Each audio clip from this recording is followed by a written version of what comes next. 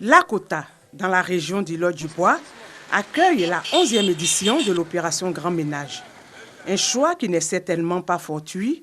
La porte d'entrée de Lakota annonce les couleurs des commerçantes installées par-ci, par-là. Il n'en fallait pas plus pour que l'hôte du jour, la ministre de la Salubrité, de l'Environnement et du Développement durable, attaque la sensibilisation sur les bonnes pratiques de propreté et les notions d'hygiène.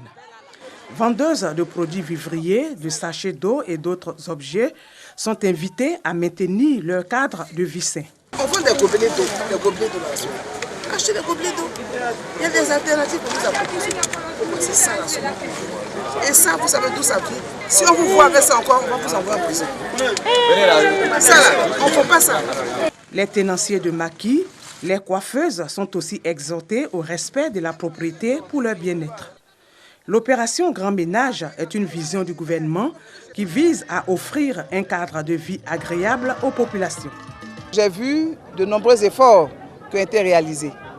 C'est l'occasion pour moi de féliciter le maire à travers toutes ces initiatives d'engagement et qui démontrent leur ambition de faire de Lakota une ville propre, une belle ville. La question des incivilités, la question des mauvais gestes de nos populations demeure. Cette tribune a été l'occasion pour moi de sensibiliser à nouveau, de répéter. Nous ne devons pas accepter de vivre dans un pays sale. Parce que la saleté rime avec la maladie. Or, nous voulons être un pays émergent, donc un peuple au travail pour l'émergence de notre pays. En termes d'embellissement, nous avons donc fait le fleurissement de la ville. Nous continuons de le faire. Nous avons donc refait les peintures, le ravalement des façades depuis l'entrée de la ville. Et donc nous allons étendre dans différents quartiers, dans différents villages, le fleurissement, le ravalement des façades et le curage des caniveaux. Nous allons faire en sorte de vulgariser cette idée gouvernementale parce que c'est une action civique. C'est une action d'utilité publique et nous nous engageons fermement à sensibiliser nos populations.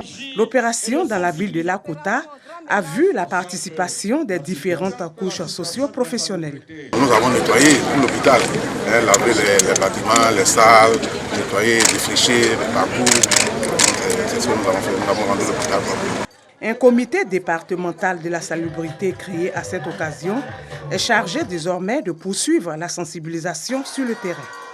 L'implication effective des autorités locales pour la réussite de l'opération Grand Ménage étant indispensable, elles ont été faites ambassadrices de la salubrité.